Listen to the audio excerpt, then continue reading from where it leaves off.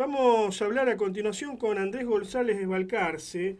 Andrés González Balcarce es profesor de Teoría del Estado en la Universidad de Buenos Aires y es referente del movimiento Provida. La pregunta que le queremos hacer a Andrés es, ¿avanza o no avanza el movimiento Provida en la Argentina? Porque, como decíamos al comienzo, en teoría estamos en el marco de un gobierno conservador en lo cultural y provida, ¿no? Como el de Javier Milei.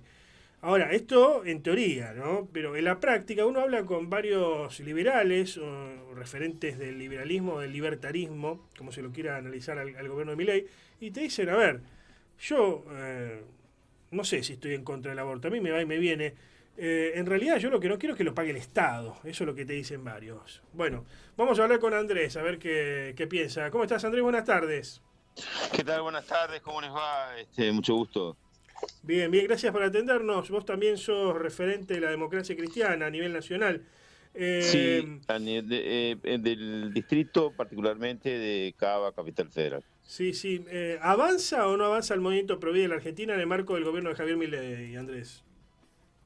A ver, está claro que él se pronunció tanto asistiendo a las marchas en su momento pro vida, como en la campaña electoral a favor del derecho a la vida Ujú. de los niños por nacer. También particularmente la vicepresidenta ha sido muy categórica últimamente, con unas declaraciones en las que dijo que es un país mediocre el que simplemente establece o sigue con el aborto. Ujú. Palabras más, palabras menos. Evidentemente que tanto ellos como dentro del Poder Ejecutivo y más allá de lo que ya se sabe de la relación entre ellos, que es un poco en este momento tensa o extensa, Ujú. estrictamente, lo cierto es que hay además un espectro de diputados y de senadores que se han pronunciado dentro del oficialismo a favor de la derogación de la ley de aborto sancionada durante el periodo de la pandemia, denominada pandemia o plandemia, como la llamamos muchos, Ujú. eh, para su derogación. Es el caso, por ejemplo, del presidente de la Cámara de Diputados, Martín Menem, y también el diputado Benedict, como otros, y en la Cámara de Senadores, el senador Juan Carlos Pagotto, por ejemplo, Ujú.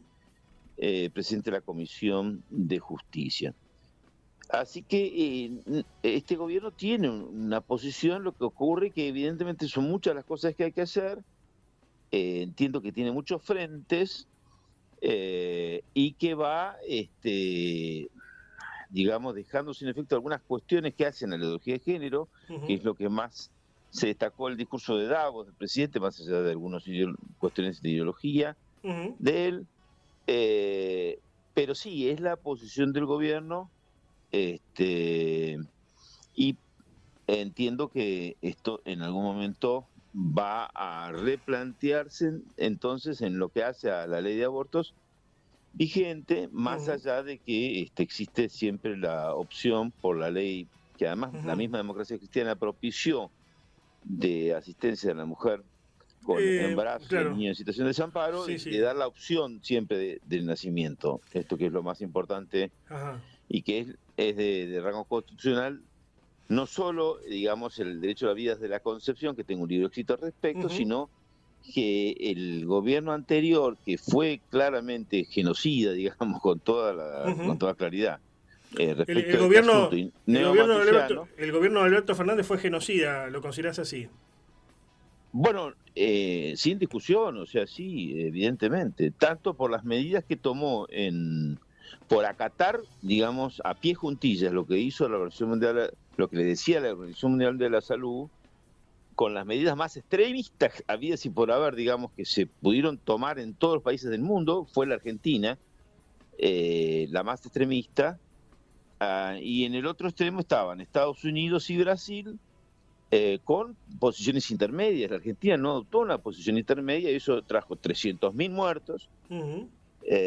porque no se encierra a la gente sana, se encierra a la gente enferma. Ujú. E incluso el mismo, cuando ya además nos enteramos que hasta mismo ministro de Economía del mismo gobierno reconoció que cuanto más estricto eran las medidas, eso más beneficiaba en términos de poder al gobierno, que por eso se agudizó en determinado momento. Uno evidentemente no duda respecto de... ¿Milei desde un comienzo fue provida o con el correr del tiempo y al ir rodeándose de intelectuales como Agustín Laje, si uno quiere, Nicolás Márquez, entre otros que son provida, visiblemente provida, fue modificando su pensamiento, ¿no? Porque uno ve el fenómeno de afuera y entiende que Villarroel siempre pensó de determinada forma. En cambio, Milei no sé si era tan provida, era más liberal, y como te digo, para el liberalismo, para el liberalismo el problema no es si hay aborto o no hay aborto, el problema es que no lo pague el Estado para el liberalismo, ¿no? Es decir, Milei es un libertario con cariz conservador o con cariz cristiano, más, es decir, él fue al colegio Cardenal Copelo, es sabido, digamos, en su secundaria, más allá de digamos, de esta especie de baneo de dudas con su padre de origen judío que ya es medio grandote para andar en estas dudas, pero digamos, cuando además asume y va a la catedral, es el primero que se hinca como presidente en los últimos años, no habíamos visto antes, y que se hace bien la señal de la cruz. Estos son signos, son señales. A ver, había ido a las marchas, y en la campaña, además, incluso un famoso diálogo con Fantino, el periodista Fantino, en el que le dice, pero no está en la agenda esto, a mí no me importa, dice Milei, si esté o no en la agenda, yo no estoy de acuerdo con que se esté matando, esto es criminal. Ya lo había dicho en Davos, además, digamos, a principios del año anterior, finalmente, en el famoso discurso. Finalmente, Andrés, ¿pensás que puede tener los porotos necesarios, como se llama a los legisladores, a la hora de impulsar la derogación del aborto, por ejemplo? ¿Y si va a estar en carpeta este año o el año entrante? Bueno, esto es otra cosa distinta, ¿no? A ver, está claro que el gobierno no tiene el número de diputados y senadores en el Congreso como otros gobiernos, y que hace siempre lo que puede,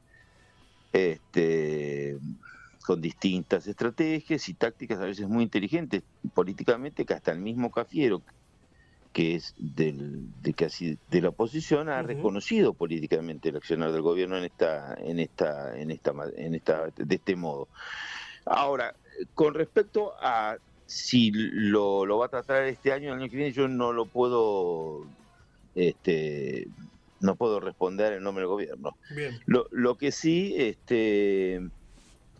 que entiendo que lo va a hacer, sobre todo porque además él cuestionó el procedimiento que se llevó adelante, se ha llevado adelante el tratamiento de la ley anterior, de la ley actualmente vigente, perdón, de abortos, en plena pandemia y estando privados nosotros de nuestra libertad, porque si bien pudimos asistir a la marcha, no hubo plena comunicación como en otras ocasiones, incluso a través del correo electrónico. Yo recuerdo, por ejemplo, te pongo un caso bien concreto, mi técnico no se animaba a entrar a mi casa a arreglar mi computadora que estaba rota, por el miedo al fenómeno del coronavirus, y yo no pude enviar como otros años del mismo modo presentaciones al Congreso. Te agradezco enormemente el contacto, Andrés. No, por favor.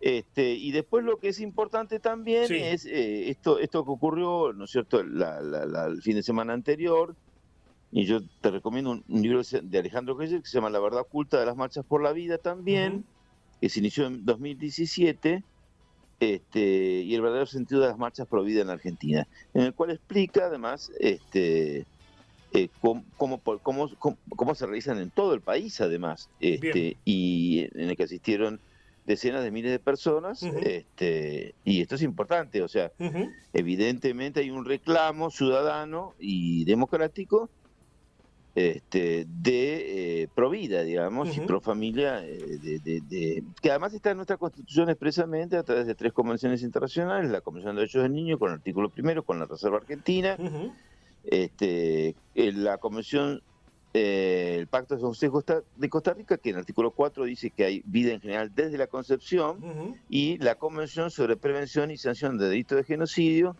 que de artículos 1 a 6